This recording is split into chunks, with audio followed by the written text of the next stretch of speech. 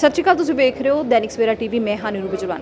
ਅੱਜ ਵਰਲਡ ਥ੍ਰੋਮਬੈਕਟਮੀ ਡੇ ਹੈ, ਯਾਨੀ ਕਿ ਤੁਹਾਨੂੰ ਵੀ ਸਮਝ ਨਹੀਂ ਆ ਰਿਹਾ ਹੋਗਾ, ਮੈਨੂੰ ਵੀ ਬਹੁਤ ਟਾਈਮ ਲੱਗਿਆ ਸੀ ਸਮਝਣ ਲਈ, ਲੇਕਿਨ ਸਾਡੇ ਨਾਲ ਡਾਕਟਰ ਜੇ ਵਿਵੇਕ ਇੱਥੇ ਮੌਜੂਦ ਨੇ। ਸਰ, ਜੇ ਆਪਾਂ ਥ੍ਰੋਮਬੈਕਟਮੀ ਦੀ ਗੱਲ ਕਰਦੇ ਨੇ, ਇਹ ਕਿਸ ਤਰ੍ਹਾਂ ਦੀ ਬਿਮਾਰੀ ਹੈ ਤੇ ਕਿੰਨੀ ਚਿਰ ਦੇ ਵਿਚਕਾਰ ਜਿਹੇ ਇਲਾਜ ਸੰਭਵ ਹੈ? जी, इस मैकेनिकल थ्रोम्बेक्टमी एक प्रोसीजर है जिसमें हम ब्रेन स्ट्रोक के पेशेंट्स को ट्रीट करते हैं, जिसमें एक क्लॉट जाने की वजह से ब्रेन की नस ब्लॉक हो जाती है और हम एक इंस्ट्रूमेंट को बोलते हैं स्टेंट रिट्रीवर, उसको ग्रॉइन की तरफ से या रिस्ट की नस से ले जाके ब्रेन में क्लॉट को निकाल सकते हैं, और जिससे पेशेंट लाइफ लॉन्ग उसकी मॉर्बिडिटी, मतलब अगर कुछ पेशेंट बेड रिडन होने वाला था या उसकी डेथ, दोनों को प्रिवेंट कर सकते हैं। इस प्रोसेस को बोलते हैं मैकेनिकल थ्रोम्बेक्टमी, और इस बीमारी को बोलते हैं ब्रेन स्ट्रोक, जिससे वो ठीक करते हैं। ब्रेन स्ट्रोक के बहुत सारे पेशेंट्स आते हैं, लेकिन जब आप जिस प्रोसीजर की गल करें थ्रोम्बैक्टमी, मैकेनिकल थ्रोम्बैक्टमी, ये कित्थे कित्थे इस्तेमाल की जा सकती, कि मतलब आप ये समझिए कि जिन्ने भी ब्रेन स्ट्रोक के मरीज़ ने उन्होंने यही तकनीक जो है सही है, कुछ होर भी हो सकता है? तो ब्रेन स्ट्रोक दो तरह का होता है। एक होता है इस्चेमिक, जिसमें ब्रेन की नस बंद हो गई है और खून पहुंचना बंद हो गया। एक होता है हेमरेजिक, जिससे ब्रेन में ब्लीडिंग हुई है। मैकेनिकल थ्रोम्बेक्टमी उन पेशेंट्स के लिए है जिनका इस्चेमिक ब्रेन स्ट्रोक हुआ है और ब्रेन का खून रुक गया है, और ये टेक्निक हम 24 आवर्स तक ब्रेन के ब्लड वेसल को क्लॉट निकाल के ओपन करने के लिए यूज़ कर सकते हैं। 24 आवर्स के बियॉन्ड अभी FDA या फिर AHA अप्रूव्ड ये टेक्निक नहीं है, लेकिन 24 आवर्स तक इससे इस्तेमाल से हम ब्रेन के को बचा सकते हैं स्ट्रोक से। ब्रेन स्ट्रोक के चांसेस जो ने वो क्यों इन्ने ज़्यादा बढ़ रहे हैं? क्योंकि आप आम तौर पर देखिए बहुत सारे पेशेंट्स आते जिन्होंने ब्रेन स्ट्रोक हो जाता है या हार्ट स्ट्रोक हो जाता है। ब्रेन स्ट्रोक तो हार्ट स्ट्रोक दोनों के चांसेस बहुत ज़्यादा हो रहे हैं। इसकी वजह की लगती है? ब्रेन स्ट्रोक अगर हम ग्लोबली देखें तो आज second most common cause of death है। उसका कारण ये है पेशेंट का अनकंट्रोल ब्लड प्रेशर, जिसको बोलते हैं हाइपरटेंशन, अनकंट्रोल डायबिटीज़ मेलाइटिस, जिसको बोलते हैं शुगर बढ़ जाना, स्मोकिंग, स्ट्रेस, सेडेंटरी लाइफस्टाइल, जो क्योंकि आज हम देखते हैं काफ़ी सारे हम लोग अपनी रूटीन में पूरे दिन बैठने का काम हो गया, कंप्यूटर विजन बोलते हैं, कंप्यूटर के सामने बैठ के काम करते रहते हैं, हमारा मूवमेंट, हमारा बॉडी का एक्सरसाइज लेवल बहुत कम हो गया है, स्ट्रेस बहुत ज़्यादा हो गया है, एनवायरमेंटल पोल्यूशन, इवन हमने कोविड टाइम्स में देखा था, because of the Covid infection stroke का रिस्क बढ़ गया था। तो ये सब कारण हैं जो ब्रेन स्ट्रोक के चांसेस को बढ़ाते हैं। बहुत सारी जागरूकता भी आ गई, सोशल मीडिया राही बहुत सारी चीज़ा दसी जाती हैं, भावे योगा हो गया, एक्सरसाइजेज हो गई, बहुत कुछ है, लेकिन आप इतने तक पहुँच क्यों नहीं पा रहे? मतलब ये जागरूकता लोगों तक क्यों नहीं पहुँच पाए? तुसीं कहा कि हले भी बहुत घट डॉक्टर या लोग जिन्हें जागरूक ने इस प्रोसैस के लिए। ये जागरूकता लोगों तक पहुंच नहीं पा रही है बिकॉज हमको कम्युनिटी अवेयरनेस थोड़ा सा बढ़ाना पड़ेगा। हम अभी बात करते हैं, हम मीडिया का बिल्कुल, we are very thankful to the media कि हम आपको बता रहे हैं और पब्लिक अवेयरनेस बता रहे हैं, लेकिन अगर इस चीज़ को हमें 150 करोड़ लोगों तक पहुंचाना है तो हमें सिर्फ चंडीगढ़ में या दिल्ली में बैठ के ये प्रोग्राम करना नहीं है। हमें छोटे छोटे शहरों में भी जाना है, गाँव में भी जाना है, शहर में भी जाना है, सबसे लोगों से बात करनी है और कम्युनिटी अवेयरनेस बढ़ानी है, तभी हम लोगों को बता पाएंगे।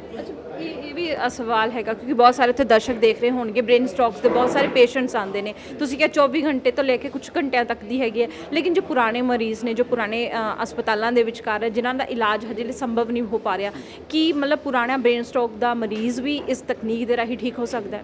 पुराना ब्रेन स्ट्रोक का मरीज अगर वो हमारे पास आता है, दैट मीन्स उसका जितना ब्रेन डैमेज हो गया है, अब हमें ये देखना है कि दोबारा उसको स्ट्रोक ना हो। अब दोबारा स्ट्रोक ना हो मतलब कि अगर उसके ब्रेन के या फिर गले की नसों में कोलेस्ट्रॉल जमा हुआ है, नस सिकुड़ी हुई है, तो हम उसका स्टेंटिंग डाल के या फिर एंजियोप्लास्टी करके इलाज कर सकते हैं, ताकि ब्लड फ्लो दोबारा रिस्टोर हो जाए। या पेशेंट को हार्ट की दिक्कत है तो हम प्रॉपर मेडिसिन के द्वारा या फिर कार्डियोलॉजी कंसल्ट के द्वारा उनकी हार्ट के प्रॉब्लम सॉल्व करते हैं, ताकि उनको दोबारा क्लॉट ना हो। तो जो पेशेंट ऑलरेडी ठीक हो चुके हैं उनका हमारा मकसद होता है कि दोबारा उनको स्ट्रोक ना हो, और जो पेशेंट को अभी स्ट्रोक हुआ है उनका इमरजेंसी में ट्रीट करके दोबारा वो जल्दी से रिकवर कर जाए। स्ट्रोक्स ने तुसीं क्या वक्-वक् लैवल दे होंदे ने, सब तो ज़्यादा घातक ब्रेन स्ट्रोक जो है वो केड़ा है, तो उसके लिए उपाय की संभव है? ब्रेन स्ट्रोक जैसे मैंने बताया दो तरह के हैं, हेमरेजिक ब्रेन स्ट्रोक जिसमें ब्लीडिंग हो गया है, और इस्चेमिक ब्रेन स्ट्रोक जिसके अंदर ब्लड फ्लो रुक गया है। दो तरह के स्ट्रोक होते हैं और उनका इलाज दोनों का अलग अलग तरह से होता है। इस्चेमिक ब्रेन स्ट्रोक का मैकेनिकल थ्रोम्बेक्टमी हमने डिस्कस किया। हेमरेजिक ब्रेन स्ट्रोक में होता है कि कारण कि ये क्यों हुआ है, कई बार नस, ब्रेन की नस फटने की वजह से हुआ है, जिसका ऑपरेशन से इलाज हो सकता है, या फिर एंडोवास्कुलर कॉइलिंग जिसको बोलते हैं, तार डाल के उस नस को हम ब्लॉक कर देते हैं जो ब्लीड कर रही है। तो दो स्ट्रोक के अपने अलग अलग तैयार हैं। हेमरेजिक ब्रेन स्ट्रोक में दोनों स्ट्रोक में हमें जितना जल्दी करना है इलाज उतना पेशेंट को फ़ायदा होगा, लेकिन हेमरेजिक ब्रेन स्ट्रोक में हमारे पास टाइम रहता है। ऐसा नहीं है कि मैं अभी 15 मिनट में नहीं करूँगा तो पेशेंट कुछ हो जाएगा, लेकिन इस्चेमिक ब्रेन स्ट्रोक में टाइम इज़ ब्रेन, टाइम जितना आप 1 सेकेंड लूज़ करते हो, 1 मिलियन न्यूरॉन्स ब्रेन के ख़त्म हो रहे हैं। इस तरह से। ਤੁਸੀਂ ਦੱਸਿਆ ਨਾ ਬ੍ਰੇਨ ਸਟ੍ਰੋਕ ਦੇ ਵੱਖ-ਵੱਖ ਕਿਉਂ ਹੁੰਦੇ ਨੇ, ਕਿਸ ਤਰੀਕੇ ਦੇ ਨਾਲ ਹੁੰਦੇ ਨੇ। ਜ਼ਿਆਦਾਤਰ ਸਮੋਕਿੰਗ ਹੋ ਗਈ, ਹਾਈਪਰਟੈਂਸ਼ਨ ਹੋ ਗਿਆ, ਲੇਕਿਨ ਬਹੁਤ ਸਾਰੇ ਜੇ ਆਪਣੇ ਟੂ ਵਹੀਕਲਸ ਚਲਾਉਂਦੇ ਨੇ ਉਹ ਬਹੁਤ ਵਾਰ ਹੈਲਮਟ ਨਹੀਂ ਪਹਿਨਦੇ ਨੇ। ਐਕਸੀਡੈਂਟ ਦੇ ਦੌਰਾਨ ਵੀ ਉਹਨਾਂ ਦੇ ਸਰ ਦੇ ਵਿਚਕਾਰ ਚੋਟ ਆ ਜਾਂਦੀ ਹੈ ਤੇ ਉਸ ਦੇ ਵਿਚਕਾਰ ਵੀ ਬ੍ਰੇਨ ਸਟ੍ਰੋਕ ਦੇ ਮਾਮਲੇ ਜੇ ਹੈ ਜ਼ਿਆਦਾतर ਦੇਖੇ ਗਏ ਨੇ। इसमें दो तरीके से होता है, या तो फिर पेशेंट जब स्कूटर ड्राइव कर रहा था उसको स्ट्रोक आया, इसकी वजह से उसका एक्सीडेंट हो गया, बिकॉज एक तरफ से वीक बॉडी वीक हो गया, उसको फील नहीं हुआ, अचानक से वो गिर गया। दूसरा होता है कि उसको एक्सीडेंट हो गया, ब्रेन की नस को डैमेज हुआ, डाइसेक्शन जिसको मेडिकल टर्म से बोलते हैं, उसकी वजह से उनको इश्मिक ब्रेन स्ट्रोक हुआ, या फिर ब्रेन रप्चर हो, वेसल रप्चर हो गया जिसकी वजह से ब्रेन में ब्लीडिंग हुआ, उसकी वजह से स्ट्रोक हो गया। तो इन पेशेंट्स के अंदर ट्रॉमा की वजह से स्ट्रोक हुआ या स्ट्रोक की वजह से ट्रॉमा हुआ है, वो हमें क्रोनोलॉजी देखना पड़ता है। ਤਾਂ ਸਰ ਇਲਾਜ ਦੇ ਵਿਚਕਾਰ ਕਿੰਨੇ ਕੁ ਪੈਸੇ ਲੱਗ ਜਾਂਦੇ, ਕਿਉਂਕਿ ਬਹੁਤ ਸਾਰੇ ਸਾਡੇ ਗਰੀਬ ਤਬਕੇ ਦੇ ਲੋਕ ਨੇ ਜੋ ਇਲਾਜ ਕਰਾਉਣ ਲਈ ਸਰਕਾਰੀ ਹਸਪਤਾਲਾਂ ਤੱਕ ਪਹੁੰਚਦੇ ਨੇ, ਉਹਨਾਂ ਦਾ ਇਲਾਜ ਜੋ ਹੈ ਕਿਸ ਤਰੀਕੇ ਦੇ ਨਾਲ ਸੰਭਵ ਹੁੰਦਾ ਹੈ?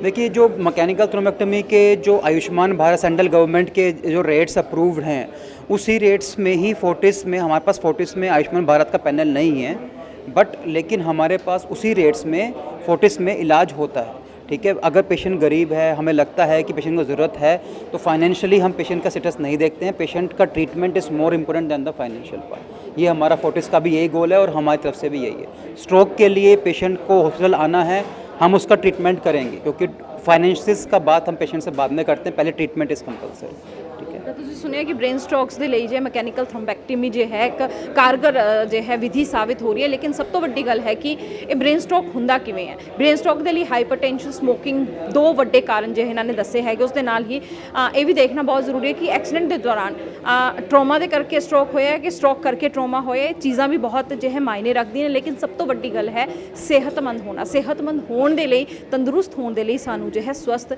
ਖਾਣਾ ਪੀਣਾ ਹੀ ਨਹੀਂ ਬਲਕਿ ਚਹਿਲ ਕਦਮੀ ਵੀ ਉਸ ਤਰ੍ਹਾਂ ਦੀ ਰੱਖਣੀ ਚਾਹੀਦੀ। ਜੇ ਮਾਡਰਨ ਲਾਈਫ ਸਟਾਈਲ ਨੂੰ ਛੱਡ ਕੇ ਜੇ ਆਪਣੇ ਆਪਣੀ ਵਾਪਸ ਰੂਟੀਨ ਦੇ ਵਿਚਕਾਰ ਆ ਜਾਈਏ, ਐਕਸਰਸਾਈਜ਼ ਕਰੀਏ, ਵਾਕ ਕਰੀਏ, ਤਾਂ ਫਿਰ ਅਸੀਂ ਤੰਦਰੁਸਤ ਜੇ ਹੈ ਔਰ ਸਿਹਤਮੰਦ ਰਹਿ ਸਕਦੇ ਨੇ। ਕੈਮਰਾਮੈਨ ਦੀਪਕ ਦੇ ਨਾਲ ਨੀਰੂ ਬਿਜਲਵਾਨ, ਦੈਨਿਕ ਸਵੇਰਾ ਟੀਵੀ।